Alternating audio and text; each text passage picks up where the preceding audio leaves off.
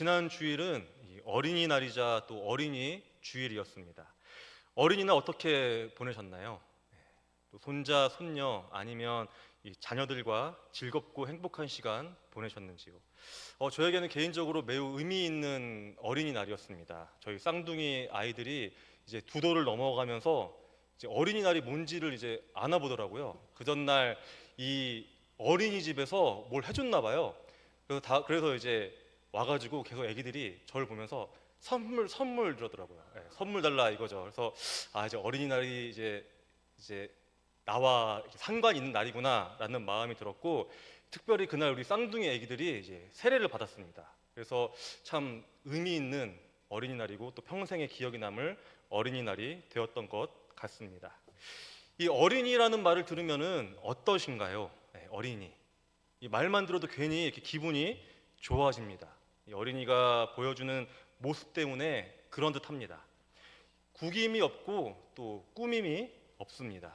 기분이 좋으면 주위에 누가 있든 말든 듣든 말든 상관하지 않고 크게 웃습니다. 그래서 아이들이 웃는 그 모습을 보고 있으면 괜히 기분이 좋아지고 또 행복해집니다. 아무 조건 없이, 그리고 눈치 보지 않고 기쁘거나 행복할 때 우리는 동심으로 돌아간다라는 말도 하죠. 어린이는 참 순수하고 또 우리를 행복하게 하는 존재입니다. 그렇다면 성경에서는 이 어린아이에 대해서 어떻게 표현을 하고 있을까요? 예수님은 특별히 이 어린아이들을 굉장히 사랑하셨습니다. 그래서인지 이 어린이들도 예수님께 다가가는 것을 너무나도 기뻐하고 좋아했던 것 같습니다. 이 마가복음 10장 13절 전반부입니다. 이 사람들이 예수께서 만져주심을 바라고 어린아이들을 데리고 오매. 이 아이들은 예수님께 나아가는 것에 대해서 거리낌이 없었습니다.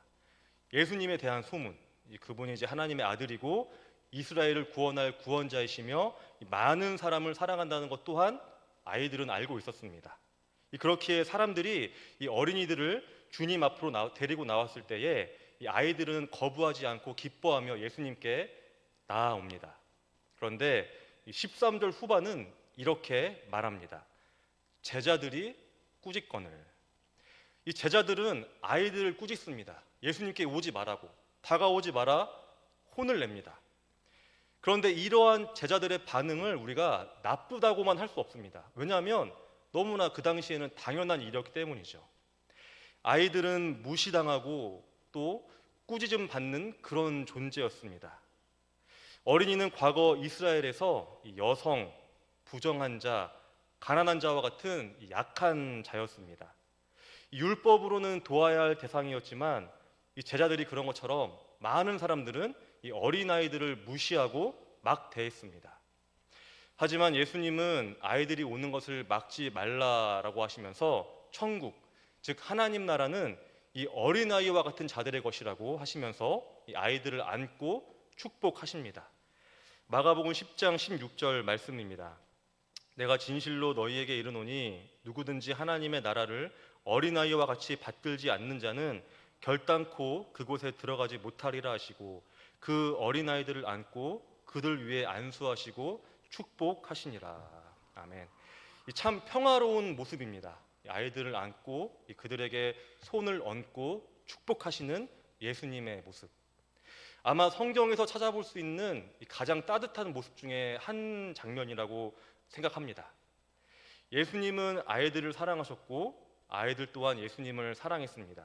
그래서 이 성경을 보면 예수님께 이 자신이 가진 모든 것을 다 내어놓는 아이의 모습을 찾아볼 수 있는데요. 바로 오병이어 기적 사건입니다. 오병이어 사건은 마태복음, 마가복음, 누가복음, 요한복음 이렇게 사복음서 전체에 기록된 아주 중요한 사건입니다. 물고기 2마리와 보리떡 5개로 수천 명을 먹인 기적 중의 기적이죠. 그 자리에 모인 대부분은 매우 가난한 자였습니다. 그날 예수님의 말씀을 듣는데 시간 가는 줄도 몰랐을 것입니다. 그러다가 이제 저녁이 되었고 밥 먹을 때가 되었습니다. 배가 고프죠. 이제 이 사람들도 뭘 좀 먹어야 하는데 예수님도 그렇고 제자들도 그렇고 그 자리에 있는 그 누구도 이 수천 명의 사람을 먹일 만한 능력이나 아니면은 재산 이런 것이 없었습니다. 이 배고픈 자를 불쌍히 여기신 예수님이 제자들을 시켜서 이 먹을 것을 좀 모아와라라고 하신 듯합니다. 그런데 그 누구도 이 자기가 가진 것을 선뜻 내놓지 못했습니다. 이 먹을 것을 가진 사람도 없었을 뿐만 아니라 행여 있다 하더라도 나 혼자 먹기에 부족하기 때문에 이 다른 사람을 나눠주기 쉽지 않았습니다. 그리고 이 예수님이 기적을 보이신다고 하셔도 설마 이 내가 가진 이 음식물 조금으로 수천 명을 먹일 수 있겠어? 라는 의심도 있었을 듯합니다. 그런데 이 떡과 물고기의 출처에 대해서 유일하게 요한복음이 기록합니다. 요한복음 6장 9절입니다. 여기 한 아이가 있어 보리떡 5개와 물고기 2마리를 가지고 있나이다. 이 수천 명의 사람 중에서 오직 한 사람, 이 한 아이만이 예수님께 자신이 가진 이 모든 것을 내놓았습니다. 비록 가진 것은 많지 않지만, 또 다른 사람이 보기에 보잘것없지만, 그래도 예수님이 원하고 계시니까, 예수님이 필요로 하시니까 기꺼이 내놓은 것이죠. 이 조금의 의심이나 거리끼는 마음 없이 주님을 믿고 또 주님께 의지하며 나아가는 이 순수한 아이의 모습을 우리는 보게 됩니다. 이 예수님이 천국은 어린아이와 같은 자들의 것이라고 말씀하신 이유도 바로 여기에 있습니다. 이 앞서 읽은 마가복음 10장 말씀에 대해서 이 개역개정은 하나님의 나라를 어린아이와 같이 받드는 자의 것이라고 하지만 이 공동 번역에서는 어린이와 같이 순진한 마음으로 하나님의 마음을 받는 자의 것이라고 합니다. 여기에서 말하는 순진하다라는 것은 마음에 꾸밈이 없고 순박하다는 것입니다. 그러니까 이 천국, 하나님 나라란 어린이와 같이 이 순박한 마음으로 의심하지 않고 그냥 받아들이는 자의 것이라는 의미입니다. 저는 유치부에서 이 청년부까지 다양한 부서를 지도한 경험이 있는데요. 이 부서마다 특징이 있는데 가장 신기한 부서가 있습니다. 어느 부서일까요? 네, 어린이 부서입니다. 이 어린이부에 들어가면은 일단 정신이 없습니다. 앞에 누가 있든 말든 자기들끼리 막 떠들고 신나가지고 그냥 정신이 없습니다. 그런데 정말 신기한 게 뭐냐면 예배가 끝나고 이제 가서 물어봅니다. 오늘 목사님이 뭐에 대해 얘기했지 하면은 다 대답합니다. 반면에 이 청년들 이상 이 예배 시간에 보면은 참 말씀을 잘 듣는 것 같습니다. 그리고 끝나고 가서 물어보면 하나도 모릅니다. 이 아이들은 이 스펀지처럼 말씀을 그저 있는 그대로 이제 받아들이는 것이죠. 어린아이들은 이렇게 순진하고 순수합니다. 하나님 나라에 대해서 그리고 예수님에 대해서 말씀에 대해서 가감없이 그대로 받아들이고 또 믿습니다. 그리고 그런 믿음을 가진 자들은 예수님은 참으로 귀하다, 참으로 사랑한다라는 것을 우리는 말씀을 통해 보게 되는 것이죠. 우리에게는 이런 어린이와 같은 마음이 있는지요? 내가 만약에 이 오병이어의 그 자리에 있다면 예수님께 모든 것을 기꺼이 내놓았던 그 아이처럼 내가 가진 것을 주님께 드릴 수 있는 그런 믿음이 있는지, 그래서 예수님께 천국은 너 같은 자의 것이야 라는 칭찬을 들을 수 있는지 한번 돌아보면 좋겠습니다. 모든 사람은 이 어린아이 시기를 겪습니다. 물론 예수님도 이 어린아이 시기가 있으셨습니다. 예수님의 어린 시기는 우리가 잘 알다시피 이 하나님과 모든 사람에게 사랑받던 시기였습니다. 그런데 어린아이 시기를 겪는다라는 것은 그 시기에 머물러 있는 것이 아니라 그 시기를 지난다는 것을 의미합니다. 이 어린아이 시기를 지나고 이 성장해서 어른이 되어야 하는데 그렇지 않다면 어떨까요? 사실 어린아이가 귀엽긴 하지만 어린아이는 어린아이니까, 어린아이 시기니까 귀여운 것이죠. 이 같은 장난을 치더라도 어느 정도 나이까지만 귀엽습니다. 만약에 제가 아이들이 하는 장난을 지금도 한다면 어떨까요? 이 겉으로는 우리 목사님이 참 밝구나, 목사님이 장난이 참 많으시구나 이렇게 하실지 몰라도 속으로는 왜 저러시지? 왜 저럴까? 참 안 됐다라고 하실지도 모르겠습니다. 이 장난치고 까불고 실수하고 그래도 다 용납되는 것은 이 어린이의 또 다른 특징인 이 미성숙함 때문입니다. 어린아이 시절에는 이 미성숙이 용납되고 인정이 됩니다. 하지만 시간이 지나면서 인간은 어린아이 시기를 지나야 합니다. 이 성장해야 하고 어른이 되어야 하고 미성숙에서 이 성숙의 단계로 나아가야만 합니다. 오늘 우리가 읽은 이 고린도전서에도 이 어린아이라는 표현이 있는데 오늘 쓰인 이 어린아이는 귀엽고 순수한 것을 의미하는 것이 아니라 책망하는 비유로 쓰입니다. 2절을 보면 고린도 교회를 향해서 어린아이같이 미성숙해서 단단한 것조차 씹어먹지 못하고 소화하지 못하는 존재라고 말합니다. 고린도 교회는 문제가 많았습니다. 이 교회 안에 바울파, 아볼로파, 게바파, 그리스도파 이렇게 파가 나뉘어져서 서로 불신하고 다퉜습니다. 이 음행의 문제도 있었습니다. 이 동성애와 근친과 같이 이 당시 고린도 도시에 유행했던 그 음행의 죄가 교회 안에 들어왔습니다. 그리고 이러한 문제뿐만 아니라 우상과 재물 등 여러 가지 문제들로 홍역을 치룬 고린도 교회입니다. 고린도 교회는 초창기에 세워진 교회입니다. 역사도 깊고 무역의 중심지인 고린도에 세워진 교회이기 때문에 이 사람도 많았고 성도 중에는 지식인층이 많았다고 합니다. 역사와 전통이 있고 또 수준이 높은 교회였지만 정작 그들이 보여준 모습은 이 성장한 그리스도인의 모습이 결코 아니었습니다. 그런데 바울은 이 고린도 교회를 무척이나 사랑했습니다. 많은 관심을 기울이고 애정을 쏟았습니다. 그래서 바울은 이 고린도 교회가 미성숙에서 벗어나 성숙에 이르기를 기도하고 또 기도했을 것입니다. 특별히 이 교회를 이루는 구성원인 성도들의 신앙이 어린아이와 같은 신앙에서 어른과 같은 신앙으로 변하기를 원했습니다. 그런데 우리가 알아야 할 것이 있습니다. 이 고린도 교회는 교회입니다.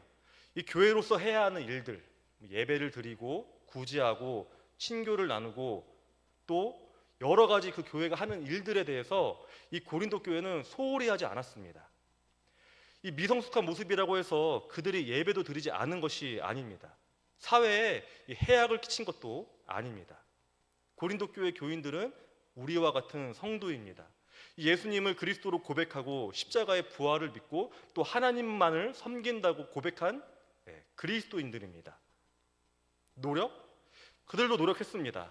이 초대교회 교인이라는 자부심과 책임감도 있었을 것입니다. 열정은 또 어떨까요? 그리스도인이라는 정체성을 가지고 살기 쉽지 않은 그 시대 가운데 그리스도인으로 산다는 것보다 더 열정이 필요한 일이 어디에 있을까요? 하지만 그들은 바울에게 칭찬보다는 어린아이 같은 자들, 미성숙한 자들이라는 책망을 듣습니다. 그렇다면 어린아이같이 미성숙한 신앙은 어떤 모습이고 이 어른과 같이 성숙한 신앙은 어떤 모습일까요?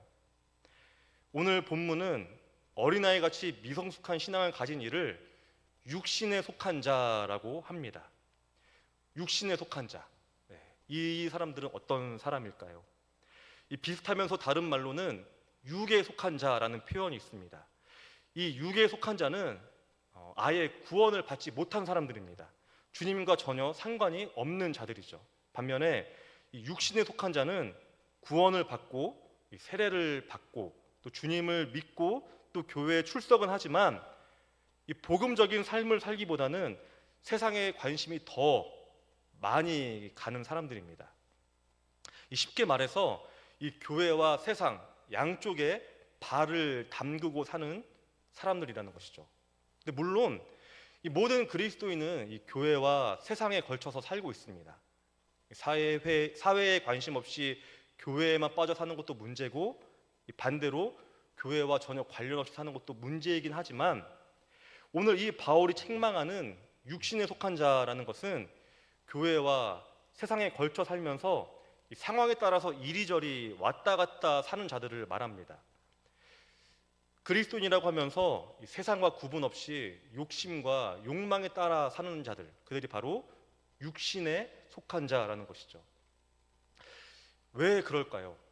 왜 한쪽에, 특별히 왜 교회에 뿌리 내리지 못하고 어떨 때는 교회로, 어떨 때는 세상으로 관심을 두고 살아가는 것일까요? 그것은 바로 그들이 기초가 약하기 때문입니다. 기초가 약하기 때문에 이리저리 흔들립니다. 고린도 교회의 열심과 노력의 그 기초가 어디에 있느냐, 이것이 문제가 된 것이죠. 이 반석 위에 세운 교회와 모래 위에 세운 교회가 있습니다. 겉으로 보기에는 같아 보여도 그 차이는 너무나 큽니다. 이 둘이 같은 노력을 한다고 해도, 아니, 이 모래 위에 세운 교회가 더 큰 노력을 하고 더 많은 일들을 행한다고 해도 결과는 우리가 알다시피 이 모래 위에 지은 교회는 무너지고 맙니다. 노력을 해도, 열정이 더 많아도 그 기초가 잘못되었기 때문입니다. 교회의 기초, 우리 성도의 기초는 어디에 있어야 합니까? 바로 예수 그리스도, 또 복음에 있어야만 합니다. 성도와 이 교회의 기초는 전적으로 복음과 예수 그리스도에 있어야 합니다. 하지만 고린도 교회는 그러지 못했습니다. 그래서 바울파, 아볼로파, 게바파, 그리스도파로 나뉘어져서 분열한 것이고, 예수 그리스도가 아닌 세상에 빠져 있었기 때문에 세상이 하는 것처럼 서로 비교하고 자랑하고 그랬습니다.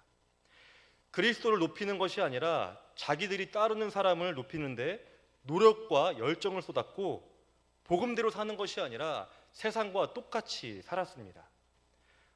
바울은 이런 사람들을 먹을 것에 비유하면서 말합니다. 오늘 말씀 2절을 다시 한번 읽겠습니다.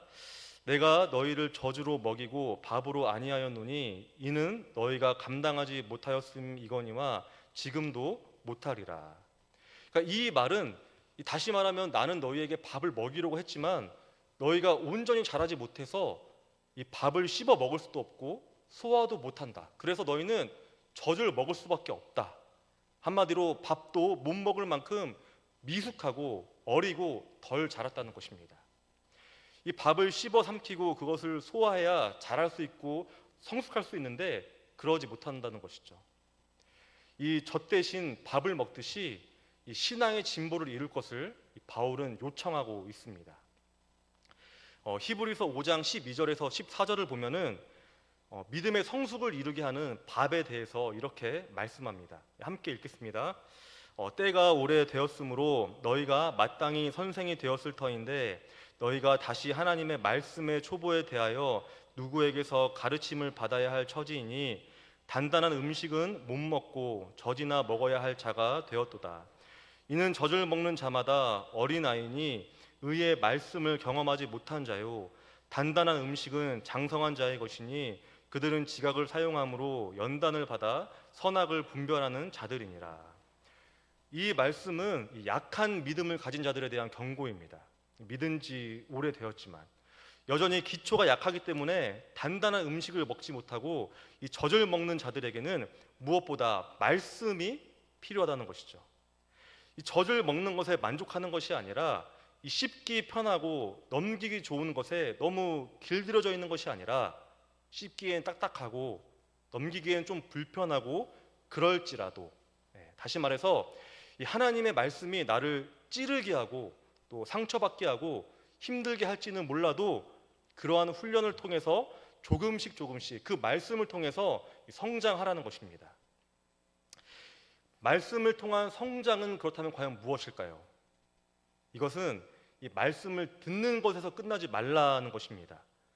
이 교회에 와서 설교를 듣고 오늘 말씀 참 좋았네, 오늘 말씀 참 좋았으니까 만족한다, 이 말씀 듣고 이제 내일부터 한번 잘 살아봐야겠다, 이렇게 끝나는 것이 아니라 그 말씀을 가지고 세상에 나아가서 말씀대로 살아라는 것이죠. 말씀을 듣는 것에서 끝나는 것이 아니라 말씀을 살아내야 합니다. 요즘 새벽기도 때 이 사도행전을 나누고 있는데요, 매일 이 바울의 고생담을 듣고 있습니다. 이 말씀을 듣는 것으로 믿음 생활이 끝난다면은 이 바울이 왜 죽을 고비를 넘기면서 그렇게 전도 여행을 했을까요? 왜 하나님의 아들 예수 그리스도가 이 땅에 오셔서 온갖 고난을 겪고 십자가를 지셨을까요? 그저 어디 그냥 자리 잡고 그 자리에 앉아서 사람들이 오면은 그냥 말씀 전하고 기도가 필요한 사람들에게 기도만 하면 됐을 텐데 왜 그렇게 힘들게 고생하셨을까요? 예수님과 바울은 말씀대로 사는 것이 무엇인지 몸소 보여주셨습니다. 단단한 음식을 먹는 것이 무엇인지 보여주신 것이죠. 이 세상에 섞여 살지만 이 복음의 기초를 두고 흔들리지 않는 그 믿음과 신앙으로 이 죽음까지 두려워하지 않는 용기를 보여주셨습니다. 오늘 말씀 14절, 15절을 보면은 참 무서운 말씀이 쓰여 있습니다. 함께 읽겠습니다. 만일 누구든지 그 위에 세운 공적이 그대로 있으면 상을 받고 누구든지 그 공적이 불타면 해를 받으리니 그러나 자신은 구원을 받되 불 가운데서 받은 것 같으리라. 모든 신자는 언젠가 하나님의 최후의 심판대에 설 것이라는 말씀입니다. 그리고 이 재판을 받아서 형량을 받듯이 상을 받거나 아니면은 해를 받는다는 것입니다. 참 무서운 말씀이죠. 이 땅 가운데 살면서 그래도 그리스도인이라고 생각하면서 나름 열심히 산다고 노력을 했지만 그날 심판대에 섰는데 나에게 주어지는 것이 상이 아니라 불이라면 이것보다 더 무섭고 살떨리는 일이 어디 있을까요? 그런데 다행히 오늘 말씀은 어떻게 하면 이 벌을 피할 수 있는지에 대해서 말을 하고 있습니다. 바로 믿음의 기초를 탄탄히 하라는 것입니다. 이 교회의 기초는 다시 말씀드리지만 예수 그리스도 그리고 복음입니다. 그리고 믿음의 기초 또한 예수 그리스도와 또 복음입니다. 이 예수님을 기초로 하는 믿음과 노력에는 상이 주어질 것입니다. 이 반면에 이 종교적인 행위나 자기의 의를 드러내기 위한 믿음 생활은 불에 타버리듯이 모두 사라질 것입니다. 오늘 말씀을 통해 사도 바울은 모든 문제 해결책을 단 하나로 귀결시킵니다. 바로 예수 그리스도입니다. 예수 그리스도의 터 위에서 어린아이와 같은 신앙은 성숙되고 이 상과 벌의 결과가 나뉘게 될 것입니다. 그래서 우리는 예수 그리스도만 있어야 합니다.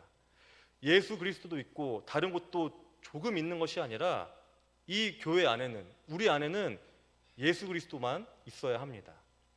가정에서도 마찬가지고 성도된 우리의 마음에도 마찬가지입니다. 이를 위해서 또 이것만을 위해서 매일매일 말씀과 기도로 노력하고 또 노력해야 한다는 것이죠. 일제 강점기 시절에 이 김교신이라는 기독교인이 있었습니다. 그는 일본의 군국주의에 반대하고 이 성서 조선을 창간해서 이 기독교 교리 전파에 힘쓰기도 했습니다. 또한 여러 학교에서 지리를 가르치면서 이 학생들에게 독립 정신을 고취하기도 했습니다. 그의 제자 중에 한 사람이 우리도 잘 알고 있는 이 마라토너 송기정 선생입니다. 일제 강점기라는 그 치열한 시기를 살면서 그는 일본과 타협하지 않았습니다. 창씨 계명도 거부했고 믿음을 지키며 살았습니다. 그는 성숙한 성도였고 또 젖이 아닌 밥을 먹고 살던 분이었습니다. 그런데 그가 처음부터 그랬던 것이 아닙니다. 그리고 그 성숙을 완벽하게 이룬 사람도 아닙니다. 그도 미성숙한 시기가 있었고 그리고 죽는 그날까지 성숙한 신앙을 위해서 노력하고 또 노력했습니다. 이 김교신이라는 분의 또 다른 이름은 일보입니다. 일보. 날일자의 걸음보. 즉 날마다 매일매일 한 걸음씩 나갔다는 것이죠. 10걸음도 아니고 100걸음도 아니고 하루에 딱 한 걸음. 미약하지만 그래도 하루도 빠짐없이 이 예수님을 닮기 위해서 애쓰고 또 애썼습니다. 말씀과 기도를 통해 매일매일 조금씩 미성숙에서 성숙한 성도로 나아가기 위해서 힘썼습니다. 이러한 모습이 우리의 모습이 되어야 하지 않을까요? 우리는 이 신앙의 여정을 걷고 있습니다. 우리는 완성된 길이 아니라 완성의 길을 걷고 있습니다. 비록 우리는 어린아이 같을지는 몰라도 그 자리에서 멈춰 있는 것이 아니라 정체된 것이 아니라 한 걸음 한 걸음 어린아이에서 어른으로 성장하고 미성숙에서 성숙의 자리로 나아가야만 할 것입니다. 제가 오늘 말씀을 준비하고 나서 이제 제가 금요 기도회 처음 서잖아요. 처음 서는데 말씀을 전한 다음에 이 찬양을 한 곡을 하라고 해야 된다고 하시더라고요. 그래서 어떤 찬양을 할까 하고 딱 곰곰이 생각을 해봤는데 이 오늘 말씀과 너무나 똑같은 찬송가가 있었습니다. 바로 이 주와 같이 길 가는 것의 2절인데요. 제가 한번 가사를 한번 읽어보겠습니다. 어린아이 같은 우리 미련하고 약하나 주의 손에 이끌려 생명길로 가겠네. 한 걸음 한 걸음 주 예수와 함께 날마다 날마다 우리 걸어가리. 우리는 어린아이 같이 미성숙한 존재입니다. 하지만 우리는 성숙해질 수 있습니다. 그런데 그것은 우리 힘으로 되는 것이 아니라 오직 예수 그리스도로 인해서만 가능합니다. 그래서 우리가 지금 이 찬양을 부를 때에 비록 내가 어린아이 같이 성숙하지 못하지만 오직 주님 손을 붙잡고 매일매일 조금씩 한 걸음씩 나아가서 성숙한 신앙, 오직 주님만을 기초로 삼는 그러한 믿음을 갖겠습니다 라는 고백하며 주와 같이 길 가는 것 찬양 한번 하겠습니다.